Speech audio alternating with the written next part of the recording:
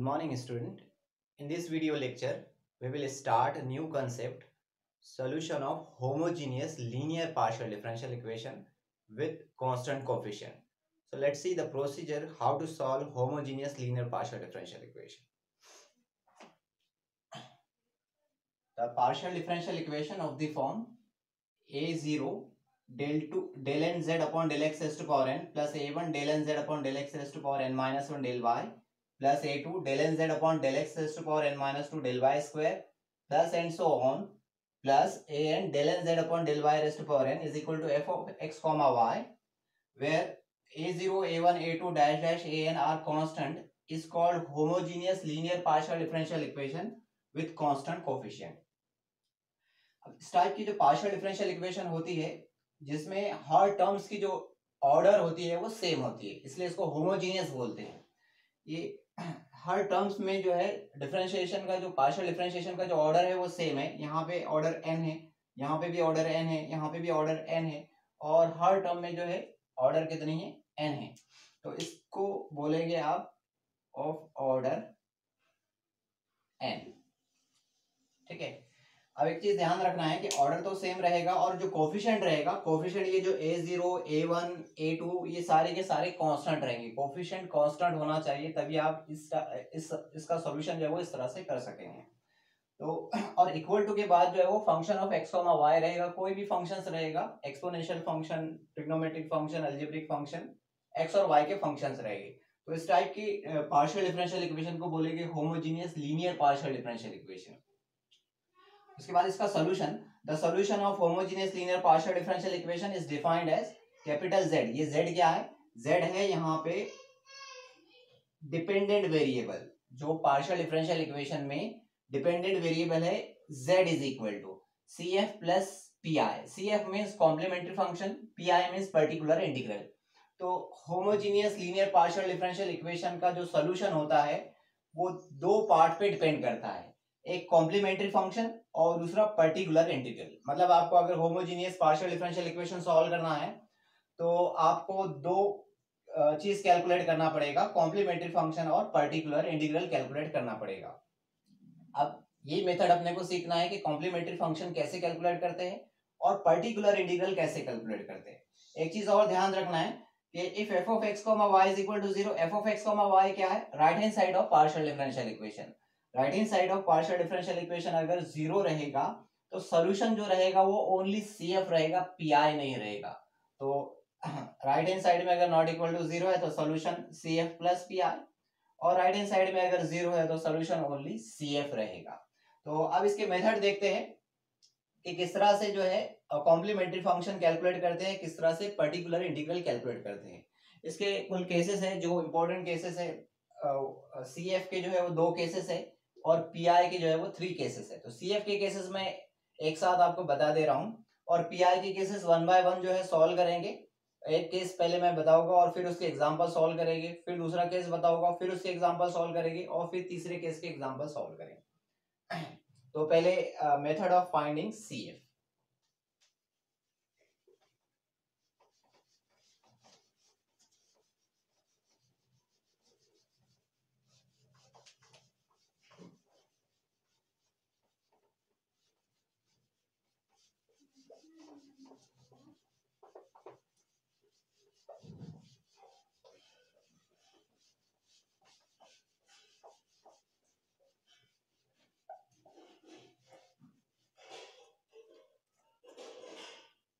अभी देखना है अपने को मेथड ऑफ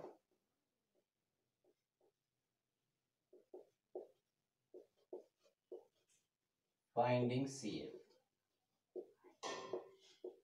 तो CF को किस तरह से फाइंड करना है, इसके लिए मैं एक सेकंड ऑर्डर की linear homogeneous linear partial differential equation जो है वो कंसीडर कर लेता हूं.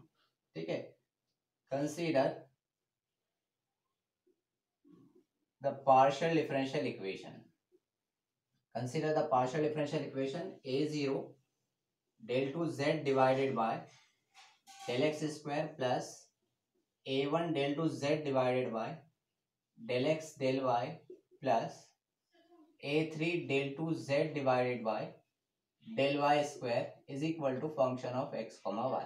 तो मैंने सेकंड ऑर्डर की homogeneous linear partial differential equation consider कर लिया। देखो इसमें हर टर्म्स के अंदर जो है वो ऑर्डर जो है डिफरेंशिएशन का 2 है, इसलिए ये सेकंड ऑर्डर है। अब CF कैलकुलेट करने के लिए इसको ऑपरेटर वाले फॉर्म में चेंज करना है, मतलब इसका नोटेशन चेंज कर देना है। ये जो डेरिवेटिव दिख रहा है डेल बाय डेल एक्स, इसके अंदर दो टाइप के डेरिवेटिव है, डेल बाय डेल एक्स है और डेल बाय डेल वाई है।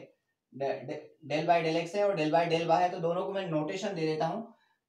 कैपिटल डी से डिनोट करता हूँ डेल बाय डेल एक्स को, और कैपिटल डी डैश से डिनोट करता हूँ डेल बाय डेल वाई को। तो इसी इक्वेशन को मैं ये वाले नोटेशन में लिख रहा हूँ, डी डी डैश वाले नोटेशन में लिख रहा हूँ।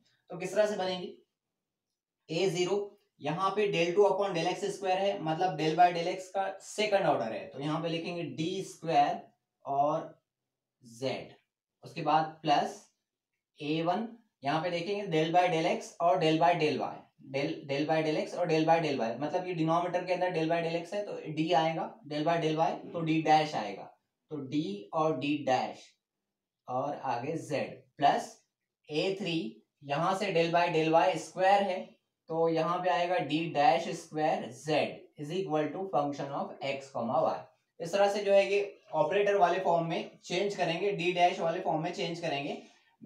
यहाँ से डिनोमिनेटर से आप गेस कर लेना, डेल एक्स स्क्वायर है तो डी स्क्वायर आएगा, डेल एक्स डेल वाई है तो डी डी डैश आएगा, और डेल वाई स्क्वायर है तो डी डैश स्क्वायर आएगा। अब सभी जगह से जो है जेड को कॉमन ले लेंगे, जेड कॉमन लेंगे तो क्या बनेगा, A zero D square plus A1 D D dash plus A3 D dash square और into Z is equal to function of x comma Y.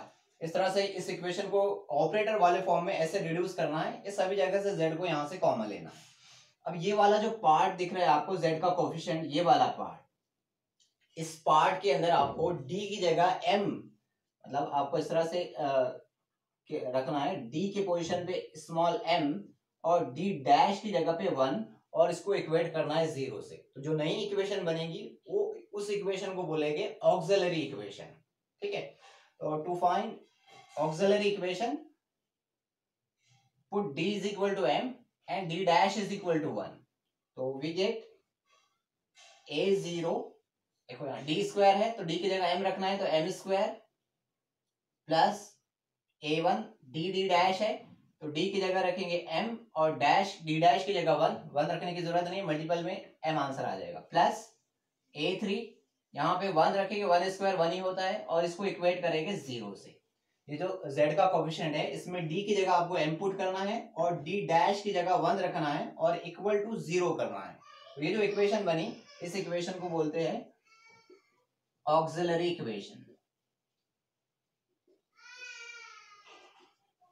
Is called auxiliary equation.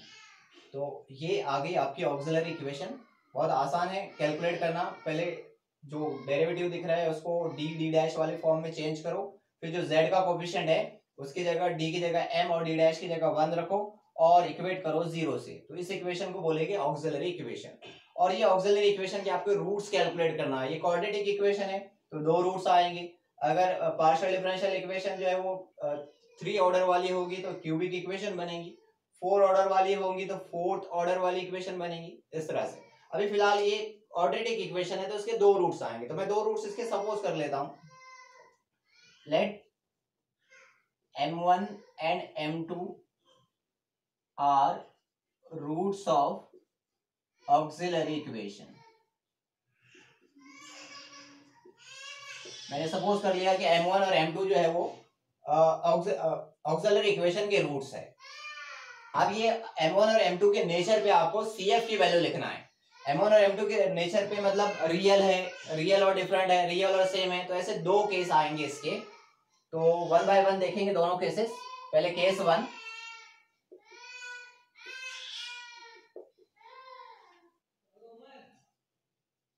If m1 and m2 are real and different,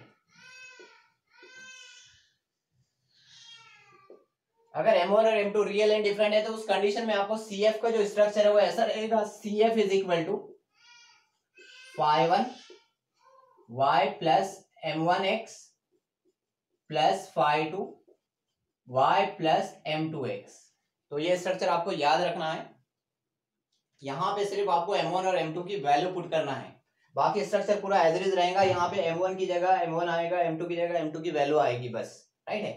तो m1 और m2 मतलब auxiliary equation के roots अगर real और different है तो CF इस तरह से रहेगा। फॉर एग्जांपल एक एग्जांपल लेते हैं, m1 और m2 रूट्स आपने कैलकुलेट किए और इस तरह से आ गए 2 3, ऑक्सिलरी इक्वेशन के रूट 2 3 आए, तो आप CF किस तरह से लिखेंगे?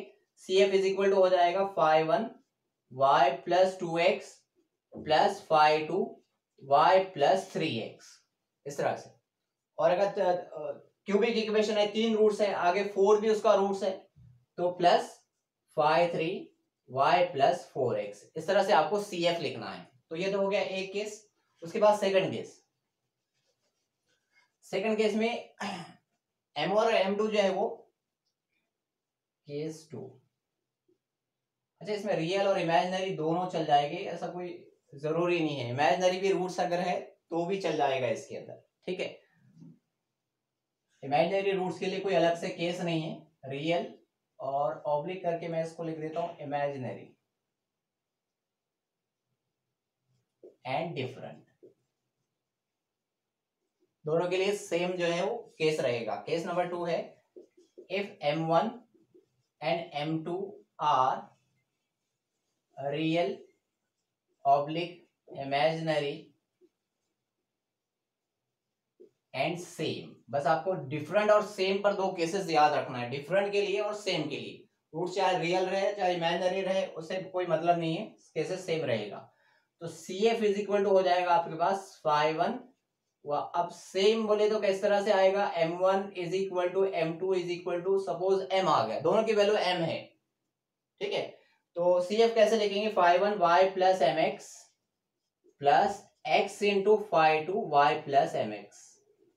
ये ध्यान रखना है आपको, ये मैंने x से मल्टीप्लीकेशन किया हूं, राइट है। अगर रूट सेम आते हैं तो phi 1 y प्लस mx, यहाँ पे भी m आएगा, यहाँ पे भी m आएगा, क्योंकि दोनों की वैल्यू सेम है। बस यहाँ पे सेम है इसलिए यहाँ पे आपको सेकंड टर्म्स के अंदर x से मल्टीपल करना है। और अगर थर्ड टर्म है, 3 रूट सेम है, तो प्लस करके x स्क्वायर से मल्टीपल करेंगे आगे, x square into phi 3 y plus mx, इस तरह से आएगा। तो ये दो केसेस आपको याद रखना है CF के लिए। अब इसके बाद जो है वो PI देखेंगे। PI कैसे कैलकुलेट करते हैं, तो 1 बाय 1 जो है मैं बताऊंगा आपको, एक एक केस बताता हूं और उसके बाद जो है उसके एग्जांपल भी सॉल्व करते हैं। तो method of finding PI,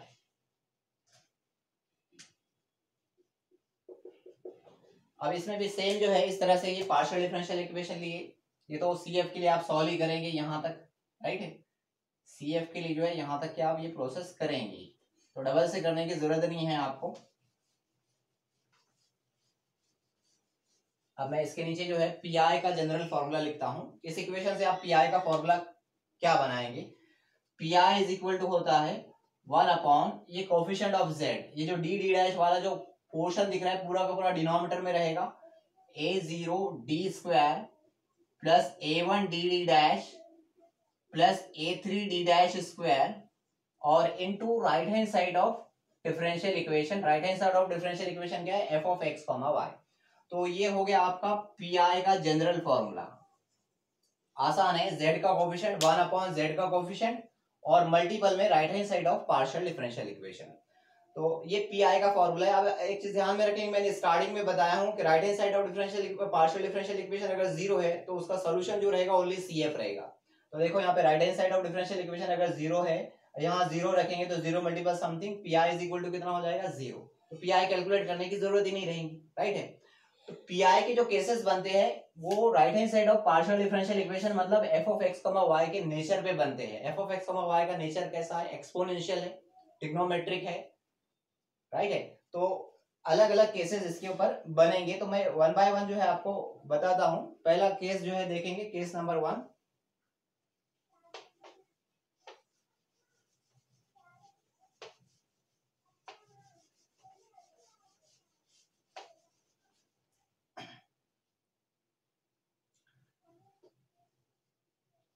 case 1 है if f of x, y is equal to e raise to power ax plus by, ठीक है, exponential. f of x, y अगर e raise to power ax plus by है मतलब exponential है, तो आपको ये पर्टिकुलर इंटीग्रल को कैसे सॉल्व करना है ठीक है। तो क्या होगा आपके पास P I is equal to इस तरह से हो जाएगा, then P I is equal to, मैं यहाँ पे एफ ऑफ एक्स और वाई की वैल्यू रख दे रहा हूँ, बाकी सब एज इट इज रहेगा, 1/a0 d² plus a1 d d dash plus a2, sorry ये a2 है,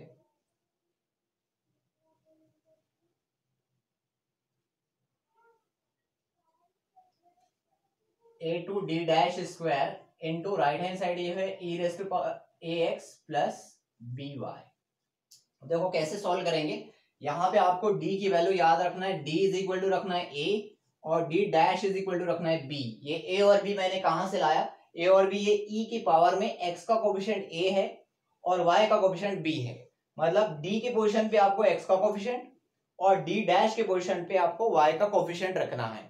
तो ये इसका फाइनल आंसर हो जाएगा, ये बन जाएगा आपके पास P I is equal to 1/, ये d की जगह a रखेंगे तो बन जाएगा a0 a² plus a1 ab plus a2 b² और into e raise to power ax plus by। अब इसमें एक कंडीशन है, provided a0 a² plus a1 ab plus a0 a² plus a1 ab plus a2 b² should not equal to 0। ये जो value put करने के बाद, ये वैल्यू आप यहाँ पे जो पुट कर रहे हैं, ये वैल्यू पुट करने के बाद डिनोमिनेटर की वैल्यू नॉट इक्वल टू 0 आना चाहिए। अगर डिनोमिनेटर की वैल्यू नॉट इक्वल टू 0 नहीं आई, इक्वल टू 0 आ गई, तो 1/0 कितना हो जाएगा, इन्फिनिटी। इन्फिनिटी मल्टीपल समथिंग पूरा का पूरा इन्फिनिटी हो जाएगा, तो आंसर ही नहीं आएगा, राइट है। तो ये कंडीशन है कि ये वैल्यू पुट करने के बाद डिनोमिनेटर में आंसर नॉट इक्वल टू 0 आना चाहिए। अगर नॉट इक्वल टू 0 है तो ये इसका फाइनल आंसर हो गया। अगर इक्वल टू 0 आता है तो क्या करना है, ठीक है। इक्वल टू 0 अगर आता है तो आपको यहाँ पे x से मल्टीपल करना है, यानी सब्स्टिट्यूशन करने से पहले, सब्स्टिट्यूशन करने से पहले इसको x से मल्टीपल करना है और डिनोमिनेटर को डिफरेंशिएट करना है अगर इक्वल टू 0 आता है तो, ठीक है। If a0 a² plus a1 ab plus a2 b² is equal to 0, then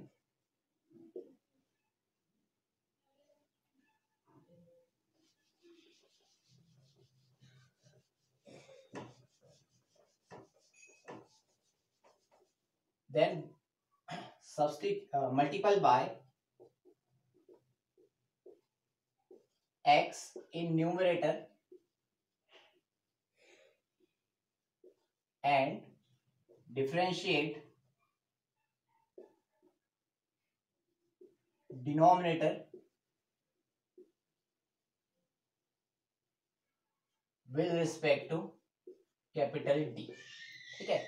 और ये पहले आपको चेक कर लेना, अगर इक्वल टू 0 आ रहा है मतलब आपका ये केस अप्लाई नहीं हो सकता, और केस अप्लाई नहीं हो सकता है मतलब आपको क्या करना है, न्यूमरेटर में x से मल्टीपल करना है और डिनोमिनेटर के अंदर डिफरेंशिएट देना है d से। मतलब ये किस तरह से हो जाएगा, ये इस तरह से बनेगा, that is P I is equal to x से मल्टीप्लीकेशन 1 डिवाइडेड बाय न्यूमरेटर में x से मल्टीपल किया और डिनोमिनेटर के अंदर ये डिफरेंशिएट करेंगे d के रिस्पेक्ट में, पार्शियल डिफरेंशिएशन रहेगा a0 और d² का डेरिवेटिव कितना हो जाएगा 2d प्लस यहाँ पे a1 d का डेरिवेटिव 1 हो जाएगा, d dash as it is रहेगा a1 d डैश और प्लस यहाँ पे d वाली टर्म्स नहीं है, पार्शियल डेरिवेटिव है तो d का ही डेरिवेटिव होगा, d के अलावा अगर कोई टर्म्स है तो वो कांस्टेंट है।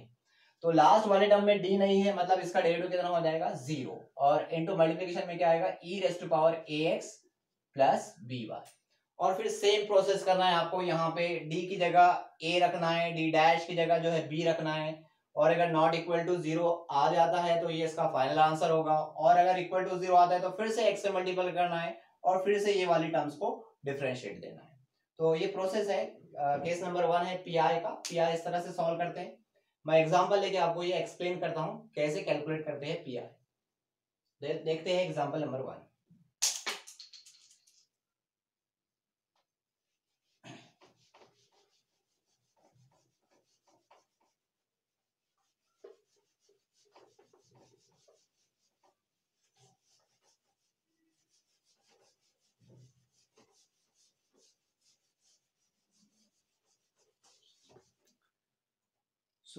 एग्जाम्पल नंबर 1 है सॉल्व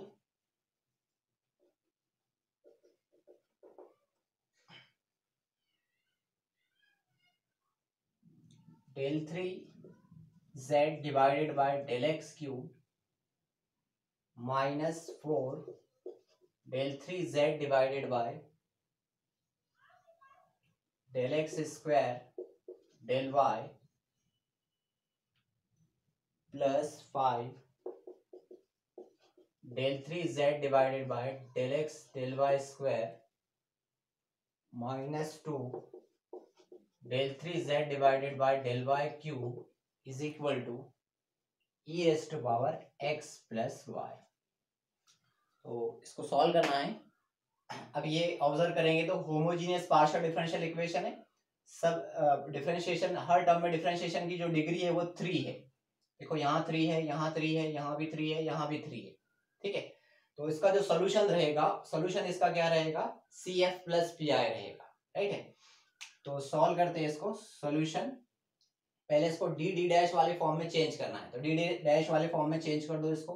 क्या बन जाएगा, डिनोमिनेटर में डेल एक्स क्यूब है तो ये बन जाएगा डी क्यूब माइनस 4, ये है del x square del y तो ये बन जाएगा d square d dash plus 5, denominator में डी और डेल वाई स्क्वायर है मतलब d dash square minus 2 del y cube मतलब ये d dash cube into z is equal to e raise to power x plus y.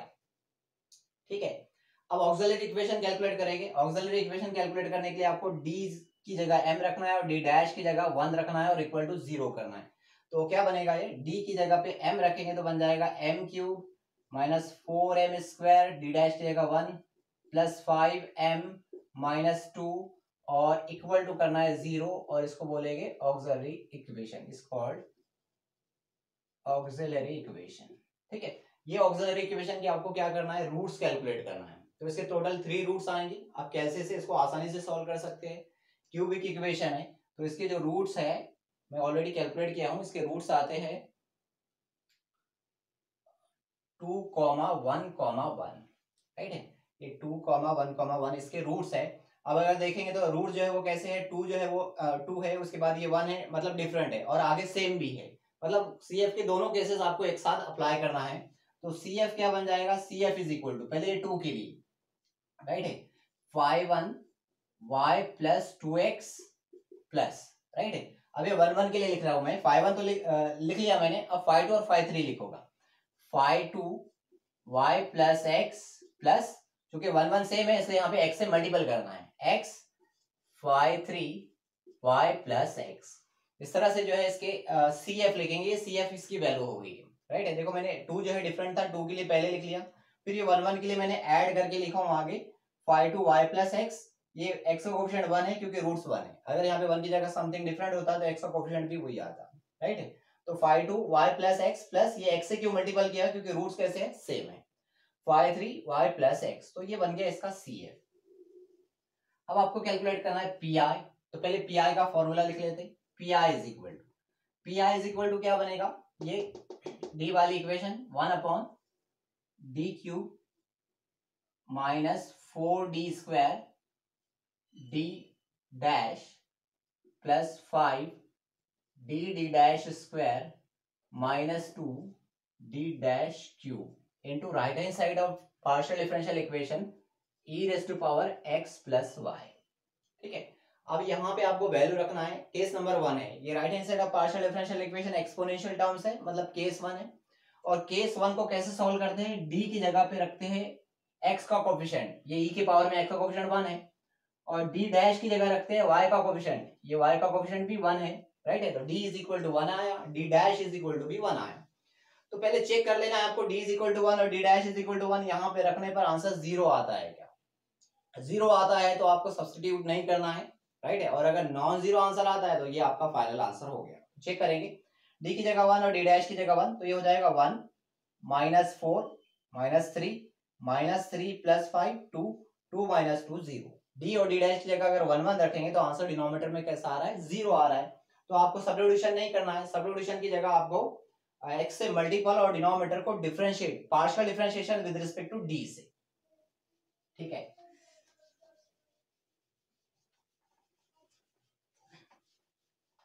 तो ये बन जाएगा आपका P I is equal to x 1 divided by x into 1 divided by d cube का derivative हो जाएगा 3d स्क्वायर माइनस ये d square का डेरिवेटिव हो जाएगा 2d, तो 2 मल्टीपल 4 कितना हो जाएगा 8d और आगे d डैश, राइट है। उसके बाद प्लस 5 और ये d का डेरिवेटिव 1 हो जाएगा, 1 मल्टीपल करेंगे 5 में तो 5 आंसर आएगा। आगे है d डैश स्क्वायर और लास्ट टर्म में जो है वो d है ही नहीं, इसका डेरिवेटिव कितना हो जाएगा 0 और आगे बचेगा आपके पास e raise to power x plus y. फिर से आपको सेम सब्स्टिट्यूशन करना है, d की जगह 1 करना है, d डैश की जगह 1 रखना है। तो देखो आंसर 0 आता है कि पहले चेक कर लेते। 3 माइनस 8 माइनस 5 माइनस 5 प्लस 5 0। फिर से d इज इक्वल टू 1 और d dash is equal to 1 रखने पर डिनोमिनेटर में कैसा आंसर आ रहा है 0 आ रहा है, मतलब आपको सब्स्टिट्यूशन नहीं करना है। फिर से सेम प्रोसेस करना है, इसको x से मल्टीपल और d से डिफरेंशिएट डिनोमिनेटर में। तो x से मल्टीपल करेंगे तो कितना हो जाएगा x square 1 upon 3d square का डेरिवेटिव कितना हो जाएगा 6d माइनस 8d डैश का डेरिवेटिव कितना हो जाएगा 8d डैश, राइट है। और ये लास्ट वाली टर्म में d नहीं है तो उसका डेरिवेटिव कितना हो जाएगा 0, राइट है। तो क्या बचा आपके पास e raise to power x plus y आगे। फिर से सेम प्रोसेस करना है, d की जगह 1 रखना है और d डैश की जगह जो है वो क्या रखना है 1 रखना है। तो 6 माइनस 8 कितना -2, तो नॉन जीरो आंसर है, मतलब आप सब्स्टिट्यूशन आपको कर देना है, ये इसका फाइनल आंसर हो जाएगा। तो आंसर बना आपका पास X square 1 divided by 6 into 1 minus 8 into 1 into E raise to power x plus y.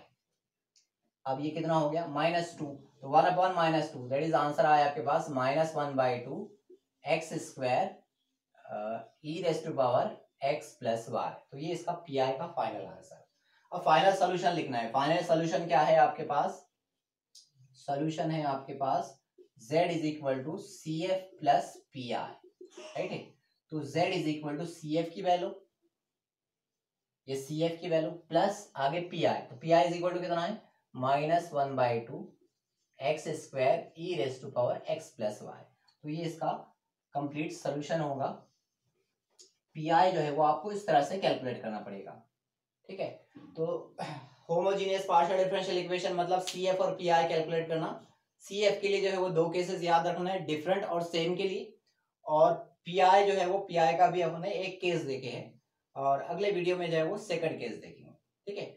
तो मैं एक केस नंबर 1 का जो है एक एग्जांपल आपको होमवर्क दे रहा हूँ, ये आप सॉल्व करके देखना। क्वेश्चन है solve 4r plus 12s plus 9t is equal to e raise to power 3x minus 2y। इसका सॉल्यूशन भी मैं लिख देता हूं यहां पे।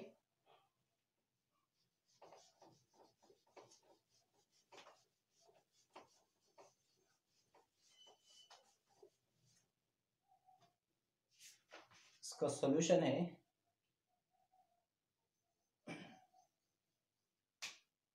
Answer z is equal to 5 y minus 3/2x plus x into 5 y minus 3/2x plus x square by 8 e raise to power 3x minus 2y। अभी question के अंदर मैंने आर एस और टी यूज किया हूँ। आर एस टी इसके पहले मैंने आपको मीनिंग बताया हूँ। आर एस टी के मीनिंग क्या होते हैं, आर के मीनिंग होते हैं, आर मतलब क्या होता है, आर इज इक्वल टू होता है del two z divided by del x square. जहां हमने यूनिट स्टार्ट की है पहले ही लेक्चर में, ये नोटेशन मैंने आपको एक्सप्लेन किया था। एस मतलब क्या होता है del two z divided by del x del y, और टी मतलब क्या होता है del two z divided by del y square. तो ये नोटेशन है, ये आपको यहाँ पे रखना है और इसको सॉल्व करना है। तो आज के वीडियो लेक्चर में बस इतना ही। अगले वीडियो में देखेंगे हम इसका केस नंबर 2, पीआई का case number 2। So thank you for watching this video.